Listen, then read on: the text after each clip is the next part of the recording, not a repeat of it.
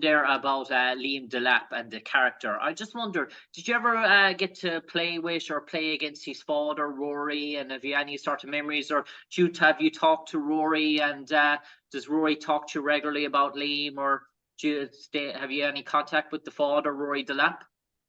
Rory, I played against Rory loads of times. Rory was a coach at Derby with Justin Walker, who's my assistant manager. Justin was actually Liam's coach as a young player coming through. So Rory and Justin are like very, very good friends. So Rory is when you're a father of a boy in football, you know about the game. And I went through this with my dad. My dad was in football. He knew lots of people in the game.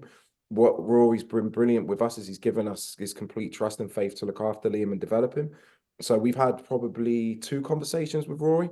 One and that's Justin, just to see how he's doing, because he was in Tel Aviv when all the trouble started over there. So I know that Justin and Rory speak, but Rory trusts us, and I think he can see, as everyone can, the development in Liam's game and why we brought him to the club.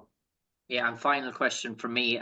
In terms of the opponent this weekend, Cardiff City, sometimes it can be a lottery going out and finding managers from overseas. Sometimes they work, sometimes they don't work. But Boulos has really impressed people. Cardiff City fans were worried at the start, but he's done a really good job when you look at where Cardiff were last year to this year. But you mentioned about your bench at Hull City, but the Cardiff City bench is strong too. Miyoshi, the Japanese international, he comes on, he makes a difference every game, and you've Scott Hogan. So it's going to be a battle in the benches as well this weekend, I imagine, because I know Hull City have a good bench, but Cardiff have some good players to come off the bench as well. Yeah, that's the championship. I think every squad in the championship is really strong. And, I try and focus as much as possible on my own team and my own strengths and what we need.